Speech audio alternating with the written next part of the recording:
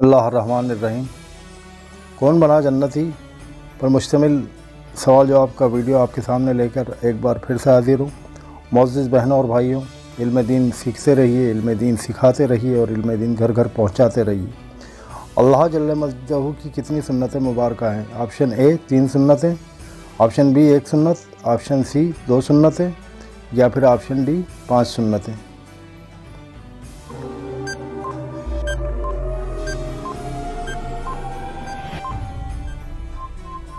आपका दुरुस्त जवाब है ऑप्शन सी 2 सुन्नतें मुबारक अल्लाह ताला की है। अगला सवाल आपके सामने ये रहा, अल्लाह तबारक ताला की 2 सुन्नतें कौन कौन सी हैं? ऑप्शन ए आका सल्लल्लाहु अलैहि वसल्लम पर दुरूद और वलियों से मोहब्बत, ऑप्शन बी आका से मोहब्बत और दुरूद सलाम, ऑप्शन सी आका पर दुरूद और सलाम पेश करना और ऑप्शन डी इनमें से कोई भी नहीं।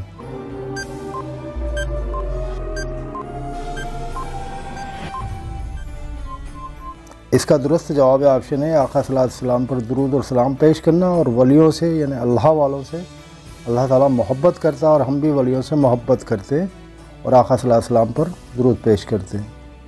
अगला सवाल आपके सामने ये रहा, नूर किसे कहते हैं? ऑप्शन ए वो रोशनी जो अंधेरा दूर करे, ऑप्शन बी रोशनी को, ऑप्शन सी उस रोशनी को जिसका ज़रिया दिखाई ना दे या फिर ऑप्शन डी इनमें से कोई भी नहीं।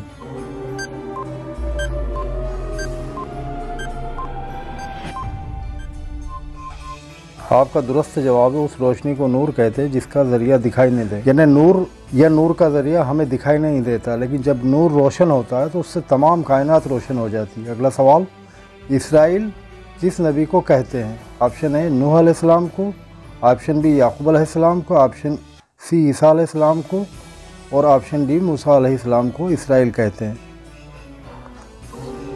सूरह बकर में आता बनी इसराइल या बनी इसराइल अज़कुरू नेमती अल्लती अनअमतुम।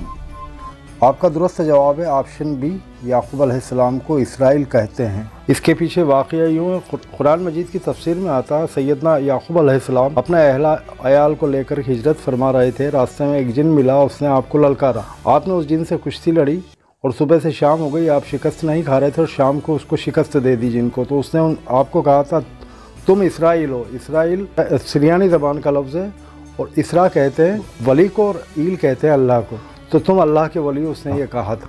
तब से सैयदना याकूब अलैहिस्सलाम को इसराइल कहा जाने लगा और आपकी औलाद को बनी इसराइल कहा जाने लगा। अज़ीज़ बहनों और भाइयों, इसराइल के मायने आपके समझ में आ गए होंगे कि इसराइल के मायने होते हैं अल्लाह के दोस्त, अल्लाह का बंदा, और ये लक़ब आपको तब से पड़ा इसराइल। और ये कुरान मजीद में अल्लाह ताला ने या बनी इसराइल के नाम से इनको कई जगह मुखातिब किया। बनी इसराइल कहते हैं इसराइल की औलाद को। और ईल लफ्ज़ जो है रूट वर्ड है, ये जो वर्ड है ये रूट वर्ड कहलाता, इसी से इला निकला, इलाही निकला और इल्हाम निकला।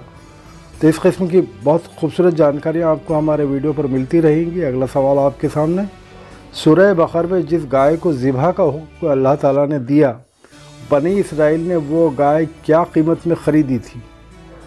आपके ऑप्शन से ए 1000 मुहर्रों में, ऑप्शन बी 500 मुहर में और ऑप्शन डी गाय की खाल के बराबर मोहरें और ऑप्शन डी गाय के वज़न के बराबर मोहरों में।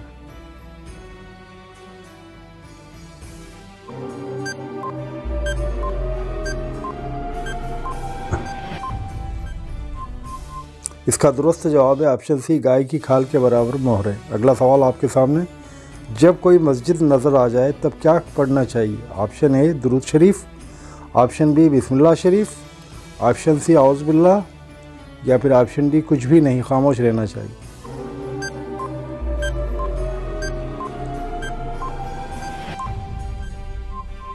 आपका दुरुस्त जवाब है ऑप्शन ए दुरूद शरीफ पढ़ना चाहिए। जब भी कोई मस्जिद नज़र आ जाए अपने शहर में या दूसरे शहर में, तब दुरूद मुबारक पेश करना चाहिए आका सल्लल्लाहु अलैहि वसल्लम पर। अगला सवाल आपके सामने ये रहा, जब किसी मरीज़ की अयादत को जाएं तब क्या करना चाहिए? यानी उसका हालचाल पूछने जाएं एक बीमार का, तब हमें क्या करना चाहिए? आपके ऑप्शन हैं, ए सब्र की तलक़ीन करना चाहिए मरीज़ को, बी मरीज़ को दुआ करना और दुआ करवाना चाहिए, ऑप्शन सी है हालचाल पूछ लेना चाहिए या फिर ऑप्शन डी है कोई तोहफ़ा देना चाहिए।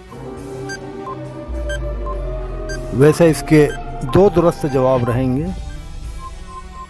इसका दुरुस्त जवाब है सब्र की तलकीन का भी दुआ करना और करवाना। सब्र की तलकीन तो इसलिए ताकि उसके गुनाह झड़ें और वो सब्र करे अपने मरज़ पर, और दुआ करना और करवाना ये इसलिए कि आपका फ़र्ज़ है कि आप मरीज़ के हक़ में दुआ कीजिए। और मरीज़ से दुआ इसलिए करने का कहा जाता है क्योंकि अल्लाह ताला मरीज़ की और मुसाफिर की दुआ बहुत जल्द कबूल करता है।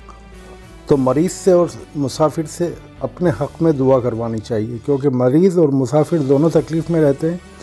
मुसाफिर को सफ़र के दौरान परेशानी रहती है और मरीज़ तो खैर बीमारी से परेशान रहता है, तो अल्लाह अपने बंदों को तकलीफ़ में हरगिज़ नहीं देख सकता। तो इनकी दुआएं फ़ौरन कबूल करता है अल्लाह ताला। बशर्त ये है कि वो सफ़र की तकलीफ़ पर और बीमारी के दर्द पर सब्र करें अल्लाह ताला से, तो अल्लाह इनकी दुआएं फ़ौरन कबूल फरमाता है। अज़ीज़ बहनों और भाइयों, काफ़ी दिलचस्प मालूमात और काफ़ी खूबसूरत इस्लामिक मालूमात आपके सामने लाने की कोशिश करता हूँ मैं उलमाए दीन से मशवरा करने के बाद, और आप तक पहुँचाने की कोशिश करता हूँ ताकि आपको और दूसरे दीगर भाई बहनों इस्लाम की सही और मुकम्मल जानकारी हासिल हो सके।